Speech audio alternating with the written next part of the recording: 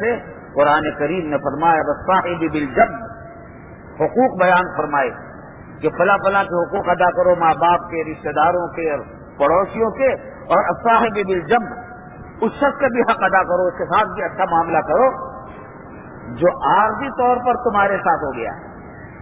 جیسے کسی مجلس میں آپ بیٹھے ہیں، آپ کے دائیں بائیں آگے پیچھے گیا، وہ آپ کے صاحب بالجنب. بس میں آپ بیٹھے ہیں تو آپ کے دائیں بائیں جو بیٹھا ہے وہ صاحب بالجنب ہے. ریل میں، ہوائی جہاز میں جو آپ کے دائیں بائیں بیٹھا ہے وہ صاحب بالجنب ہے. تو قرآن نے حکم دیا کہ ان کے ساتھ اچھا معاملہ کرو، وہ صاحب بالجنب.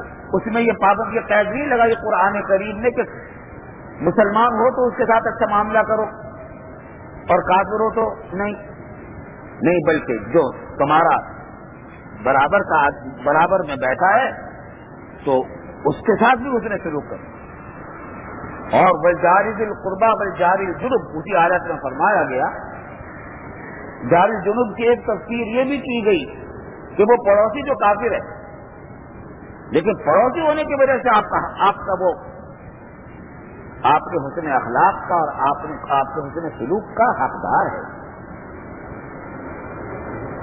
خلاصہ یہ کہ قرآن کریم کی جو ہے آیت کی باب میں آج آئیے والذین معہ اشداء علی الکفار رحماء بینہم، یہاں بتانا تو یہ مقصود ہے کہ صحابہ کرام آپس میں ایک دوسرے کے ساتھ رحم دلی کا معاملہ کرنے والے تھے اور کافروں کے ساتھ سختی کا معاملہ کرنے والے تھے. اور یہ کیوں تھا؟ کافروں کے ساتھ سختی، اپنوں کے ساتھ محبت اور رحم دلی، یہ کیوں تھا؟ اللہ کے لیے تھا، کیونکہ وہ اللہ پر ایمان رکھنے والے ہیں. مومنین ہمارے مسلمان بھائی اور دین پر، اللہ کے دین پر ایمان لانے والے ہیں، ان پر عمل کرنے والے، ان سے ہم محبت کرتے ہیں، رحم کرتے ہیں. جو اللہ پر ایمان نہیں رکھتا تو اس سے ہم اس کے ساتھ شدت کا معاملہ کرتے ہیں.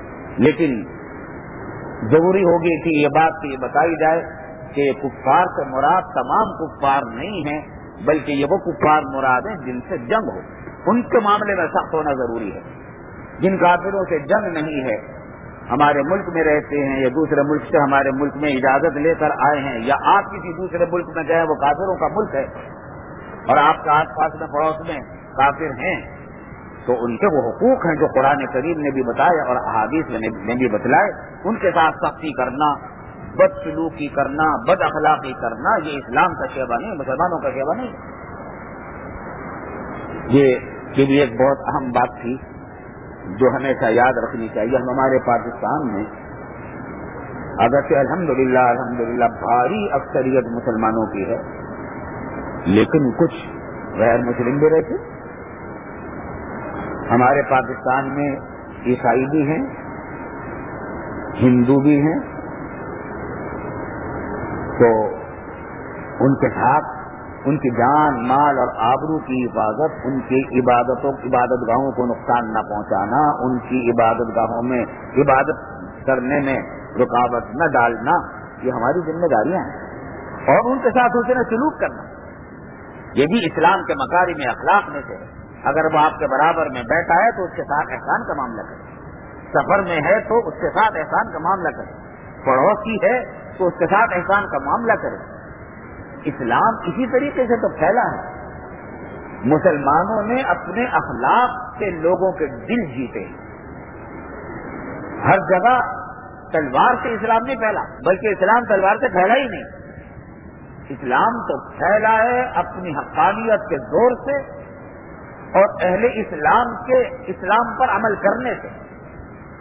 مسلمانوں نے جب جہاں کہیں بھی رہے، اسلام پر اپنی زندگی کے تمام شعبوں میں عمل کر کے دکھلایا.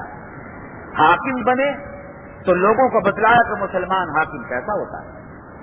محکوم ہوئے تو لوگوں کو عمل سے بتلایا کہ محکوم کیسا ہوتا ہے. تاجر بنے تو دنیا کو بتایا عمل سے کہ مسلمان تاجر کیسا ہوتا ہے. شوہر ہوئے تو دنیا کو بتلایا کہ مسلمان شوہر کیسا ہوتا ہے. ملازمت کی، مزدوری کی تو عمل سے بتلایا کہ مسلمان مزدور کیسا دیانتدار ہوتا ہے. نتیجہ یہ کہ ان کو دیکھ دیکھ کر لوگ مسرب اسلام ہوتے تھے. آج ہمیں دیکھ دیکھ کر اسلام سے متنفر ہوتے. تو خوب یاد رکھنا چاہیے کہ یہ بھی بہت سارے لوگوں کے ذہنوں میں بات رہتی ہے کہ نہیں وہ تو کافر ہے اور بس کافر سے نفرت ہے اور اس کے ساتھ کوئی حسن سلوک نہیں. آپ ان غریبوں کے ساتھ، ان کافروں کے ساتھ جن سے آپ کا واسطہ ہے، پاکستان میں رہتے ہیں، ان کے ساتھ آپ حسن سلوک کریں، احسان کا معاملہ کریں. یہ خاکروب ہمارے شہر میں زیادہ تر دوسرے مذہب کے لوگ ہیں، یا تو ہندو ہیں یا عیسائی ہیں. آپ ان کے ساتھ خیر خواہی کا معاملہ کریں. اور خیر خواہی میں سب سے بڑی خیر خواہی یہ ہے کہ حکمت کے ساتھ، ہمدردی کے ساتھ، خیر خواہی کے ساتھ ان کو حق کی دعوت دیں. لیکن باقاعدہ دعوت دینے سے پہلے اپنے اخلاق سے ان کے دل جیت لیں. ان کے دلوں میں آپ کی جب محبت پیدا ہو جائے گی اور یہ جان لیں گے کہ ایک ایسے عظیم انسان ہیں یہ لوگ، تو پھر آپ کی بات کا اثر بھی ہوگا اور آپ کی بات کو مانیں گے.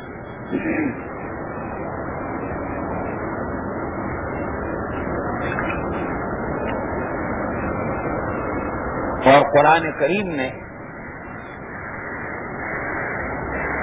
مہاجرین کی تعریف فرمائی، مدح کی.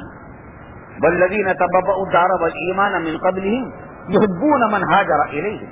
یہ انصار جو ہیں، مدینہ طیبہ کے انصار، یہ محبت کرتے ہیں ان لوگوں سے جو ہجرت کر کے ان کے پاس آئے ہیں. مہاجرین سے محبت کرتے ہیں. یہ محبت بھی کس وجہ سے تھی؟ اللہ کے لیے. تو باب یہی چل رہا ہے، اس باب کا عنوان ہی محبت حب فی اللہ ہے، یعنی اللہ کے لیے محبت کرنا. تو صحابہ کرام کے جو شان بتلائی گئی کہ اہل ایمان کے ساتھ ان کا سلوک رحم دلی کا ہے، اور انصار کی یہ کیفیت بتلائی گئی کہ یہ ہجرت کرنے، جو ہجرت کر کے ان کی طرف آتے ہیں ان سے محبت کرتے ہیں. تو یہ سب محبت کس وجہ سے ہے؟ اللہ کے لیے ہے، تاکہ اللہ راضی ہو جائے. ظاہر ہے کہ انصار کو ان مہاجرین سے کیا دنیا کا مفاد وابستہ تھا.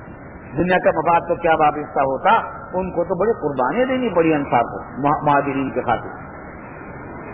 لیکن انہوں نے ایسا معاملہ کیا مہاجرین کے ساتھ کہ جس کے بعد جتنی زمین تھی اس نے کہا، حضرت صلی اللہ علیہ وسلم نے مواقعات قائم فرما دی تھی، برادرانہ تعلق پیدا کر دیا تھا، ایک دوسرے کا بھائی بنا دیا تھا. چنانچہ ہر ایک انصاری کو ایک مہاجر کا بھائی بنا دیا کہ تم اس کے بھائی ہو، تم فلاں کے بھائی ہو، تم فلاں کے بھائی ہو، تم فلاں کے بھائی ہو. اس طریقے سے سب ہر انصاری کا ایک بھائی مہاجر ہو گیا. اب اس انصاری نے کیا کام کیا؟ اس انصاری نے یہ پیشکش کی اپنے مہاجر بھائی کو کہ دیکھو میرے پاس زمین ہے، آدھی تمہاری آدھی میری، میرا باغ ہے، آدھا تمہارا آدھا میرا، میرا گھر ہے، آدھا تمہارا آدھا میرا، اتنے پیسے، آدھا تمہارا آدھا میرا. بلکہ بعد نے تو یہ پیشکش بھی کی جن کی شادی نہیں ہوئی تھی مہاجرین کی، اور کسی انصاری بھائی، اس کا بھائی انصاری جو مقرر ہوا تھا کہ وہ اس کا بھائی ہے، اس کی 2 بیویاں تھیں یا اس سے زیادہ بیویاں تھیں، تو اس نے کہا کہ میں ایک بیوی کو طلاق دے دیتا ہوں، تم مجھ سے شادی کر لو. یہ حالت تھی انصار کی. تو یہ جو محبت کرتے تھے مہاجرین سے، اپنا مال قربان کیا اور کتنے قربانیاں دی، یہ محض اللہ کی محبت کی وجہ سے تھی. اللہ کے لیے محبت کرتے تھے تاکہ اللہ راضی ہو جائے. خلاصہ یہ کہ وہ محبت جو اللہ کے لیے کی جائے، اللہ تعالیٰ کو وہ محبت بہت پسند ہے. چنانچہ ایک حدیث میں بھی آتا ہے کہ من احب للہ وابغض للہ فقد استکمل ایمانا. جو محبت کرے اللہ کے لیے اور کسی سے دشمنی کرے تو وہ بھی اللہ ہی کے لیے کرے، تو اس نے اپنا ایمان مکمل کر لیا. معلوم ہوا کہ یہ ایسی صفت ہے جس سے ایمان مکمل ہوتا ہے انسان.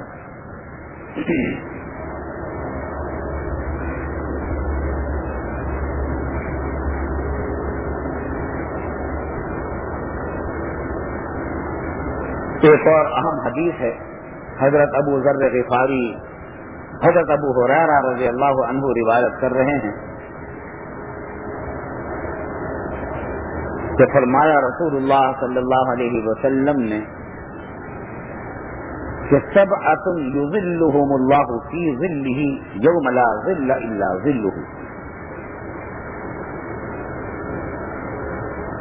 امام عادل وشاب نشأ فی عبادت اللہ عز وجل ورجل قلبه معلق بالمساجد ورجلان تحابا في الله اجتمعا عليه وتفرقا عليه ورجل دعته امرأة ذات حسن وجمال فقال إني أخاف الله ورجل تصدق بصدقة فأخفاها حتى لا تعلم شماله ما تنفق يمينه ورجل ذكر الله خاليا ففاضت عيناه متفق علیہ۔ یہ حدیث بخاری اور مسلم دونوں میں آئی ہے، صحیح بخاری اور صحیح مسلم میں، اور جو حدیث صحیح بخاری اور صحیح مسلم دونوں میں آئی ہو وہ انتہائی درجے کی قوی حدیث ہوتی ہے۔ تو ترجمہ اس حدیث کا یہ ہے کہ 7 اشخاص یعنی 7 قسم کے افراد ایسے ہیں کہ ان کو اللہ تعالی سائے میں رکھے گا، اپنے سائے میں رکھے گا۔ اس دن اللہ تعالی اپنے سائے میں رکھے گا جس دن کوئی سایہ سوائے اللہ کے سائے کے نہیں ہوگا، یعنی میدان حساب۔ میدان حساب میں جب کوئی سایہ کسی چیز کا نہیں ہوگا